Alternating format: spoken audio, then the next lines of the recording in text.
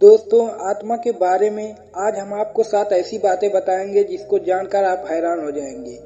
हर जीवित व्यक्ति के अंदर आत्मा मौजूद रहती है। जैसे ही यह शरीर से निकल जाती है, शरीर निर्जीव हो जाता है।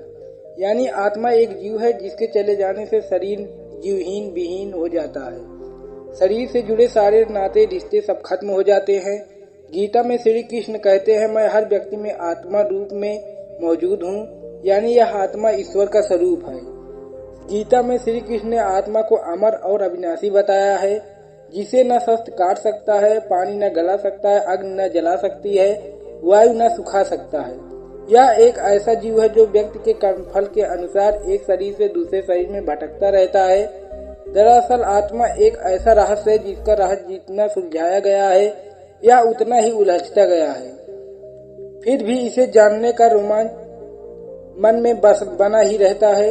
इसीलिए यह हम आपको आत्मा के कुछ ऐसे रहस्यों को बता रहे हैं जिसे जानकर आप यकीनन हैरान रह जाएंगे। कठोपनिषद एक गरुड़ पुराण में बताया गया है कि आत्मा अंगूठे के आकार का होता है। गरुड़ पुराण में तो इस अंगूठे के आकार के जीवात्मा को ही कर्मफल को भोगने वाला बताया गया है। आत्मा का निवास स्थान हृदय में होता है। आत्मा प्रकाश पुंज है जो सूक्ष्म शरीर के रूप में जीवित व्यक्तियों के अंदर मौजूद रहती है। सूक्ष्म शरीर के आँख, कान, मुख व हाथ पैर नहीं होते हैं, फिर भी यह देख सकता है, सुन सकता है, बोल सकता है और स्पर्श कर सकता है।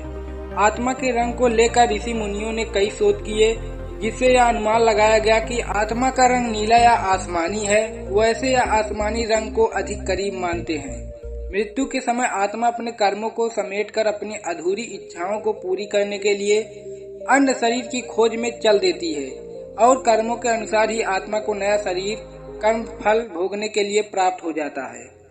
दोस्तों, इसी पर आधारित आपको एक ऐसी कहानी सुनाने जा रहे हैं जिसको सुनकर आप आश्चर्यचकित रह जाएंगे। एक 6 साल का छोटा सा बच्चा अक्सर परमात्मा से मिलने की जिद किया करता था। उसकी चाहत थी कि एक समय की रोटी वो परमात्मा के साथ खाए। एक दिन उसने एक थैले में 5-6 रोटियां रखी और परमात्मा को ढूंढने निकल पड़ा। चलते चलते वो बहुत दूर निकल आया। संध्या का समय हो गया। उसने देखा नदी के तट पर एक बुजुर्ग बैठा है और ऐसा लग रहा था जैसे उसी के इंतजार में वहां बैठा उसका रास्ता देख रहा हो। वो 6 साल का मासूम बालक बुजुर्ग के पास जाकर बैठ गया, अपने थैले से रोटी निकाली और खाने लग गया। और उसने अपना रोटी वाली हाथ बूढ़े की ओर बढ़ाया और मुस्कुराकर देखने लगा। बूढ़े ने रोटी ले ली। बूढ़े के झुर्रियों वाले चेहरे पर अजीब सी खुशी आ गई। आंखों में खुशी के आंसू भी थे। बच्चे बूढ़े को देखे जा रहा था। जब बूढ़े ने रोटी खा ली, बच्चे ने एक रोटी और बूढ़े को दे दी। बूढ़ा अब बहुत खुश था, बच्चा भी बहुत खुश था। दोनों ने आपस में बहुत प्यार स्नेह पल बिताए।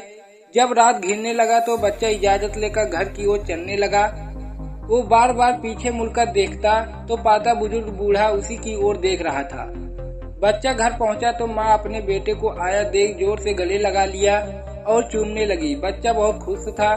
माँ ने अपने बच्चे को इतना खुश पहली बार देखा तो खुशी का कारण पूछा तो बच्चे ने बताया, माँ, मैं आज परमात्मा के साथ बैठकर रोटी खाई।